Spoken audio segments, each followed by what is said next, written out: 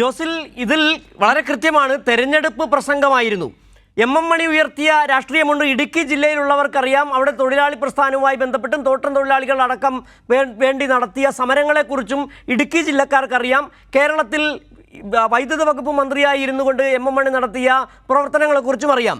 രാഷ്ട്രീയമായി നേരിടുന്നതിന് പകരം ഡീൻ കുര്യാക്കോസ് നടത്താതിരുന്ന കാര്യങ്ങളെക്കുറിച്ച് പറഞ്ഞതിന് എതിരെ ഇത്തരത്തിൽ വളരെ നെറികെട്ട രീതിയിൽ, മലയാള ഭാഷയിൽ പറഞ്ഞാൽ തെമ്മാടിത്തരം എന്ന് പറയുന്ന തരത്തിലേക്കാണ് ഒരു രാഷ്ട്രീയ നേതാവ്, കോൺഗ്രസ് എന്ന് പറയുന്ന രാഷ്ട്രീയ നേതാവിൻ്റെ ഒരു പ്രാദേശിക നേതാവ് ശശി എന്ന് പറയുന്ന ആൾ ഇത്തരത്തിലൊരു അധിക്ഷേപ പ്രസംഗം നടത്തുമ്പോൾ അത് പാടില്ല എന്ന് പറയാൻ ഒരു കോൺഗ്രസ്സുകാരനും തയ്യാറായില്ല എന്നുള്ളത് കൂടിയാണ് ഇവിടെ പരിശോധിക്കപ്പെടേണ്ടത്. ആരാണ് ഈ ശശി? ശശിക്ക് അവിടുത്തെ കോൺഗ്രസിൻ്റെ സ്ഥാനം എന്താണ്?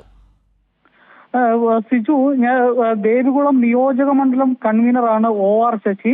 നമുക്കറിയാം, കോൺഗ്രസിന്റെ ഈ ഇത്തരത്തിലുള്ള നേതാക്കന്മാരുടെ പ്രവർത്തനം മൂലമാണ് ഇടുക്കി ജില്ലയിൽ കോൺഗ്രസിന് നിലവിൽ ഒരു MLA പോലും ഇല്ലാത്തൊരു സാഹചര്യം ഉണ്ട് എന്ന് നമുക്കറിയാം. നിലവിൽ 5 നിയോജക മണ്ഡലങ്ങളാണ് ഇടുക്കി ജില്ലയിലുള്ളത്. അതിൽ 4ഇടത്തും LDF ആണ്. തൊടുപുഴ കേരള കോൺഗ്രസ് മത്സരിക്കുന്ന PJ ജോസഫ് മത്സരിക്കുന്ന തൊടുപുഴയിൽ മാത്രമാണ് UDF പോലും ഒരു MLA ഉള്ളത്.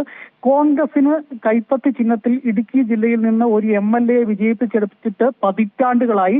ആ പ്രവർത്തനത്തിന് നേതൃത്വം കൊടുത്തയാളാണ് എം മണി.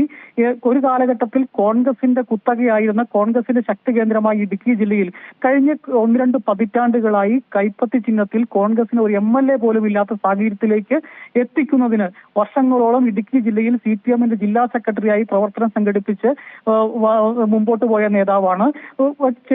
വലിയ അക്കാദമിക് വിദ്യാഭ്യാസത്തിന്റെ ആടയാഭരണങ്ങളൊന്നും തന്നെ ഇല്ലെങ്കിലും അദ്ദേഹം സമൂഹത്തിൽ ഇടപെട്ട് സാധാരണക്കാരായ ആളുകളുടെ ഇടയിൽ ഇടപെട്ടാണ് എം മണി എന്ന തൊഴിലാളി നേതാവ് വളർന്നു വന്നത്.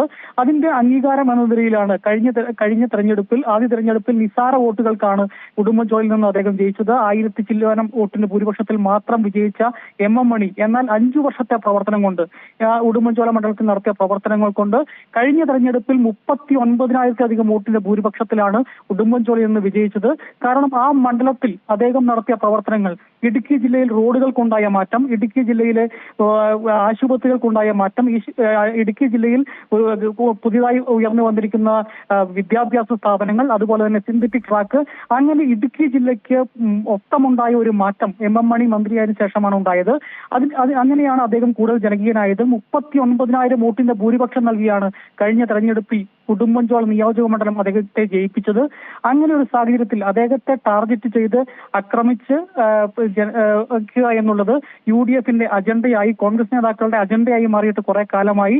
എങ്കിലും അദ്ദേഹം ശക്തമായി മുമ്പോട്ട് പോവുകയാണ്. ഇപ്പോഴാണ് പുതിയ പരാമർശം, അതായത് അദ്ദേഹത്തിന്റെ പിതാവിനെയും അദ്ദേഹത്തെയും എല്ലാം ചക്കുക്കുരുവിനോടും കരിഞ്ഞ കശുവണ്ടിയോടുമെല്ലാം ഉപമിച്ചുകൊണ്ട് കോൺഗ്രസിന്റെ ഒരു നിയോജക മണ്ഡലം കൺവീനർ പ്രസംഗം നടത്തിയിട്ടുണ്ട്. ജോസിൽ സെബാസ്റ്റ്യൻ, ഒരു രാഷ്ട്രീയ പാർട്ടി അവരുടെ സംസ്കാരം വെളിപ്പെടുത്തുന്നു എന്നുള്ള ആരോപണം ശരിവെക്കുന്ന തരത്തിലാണ് ശശി എന്ന് പറയുന്ന ആ നേതാവിന്റെ പ്രസ്താവന. എം മണി MLAക്കെതിരെ വംശീയ അധിക്ഷേപം നടത്തിയ കോൺഗ്രസ് നേതാവ് ദേവികുളം നിയോജക മണ്ഡലം കൺവീനറായ OR ശശി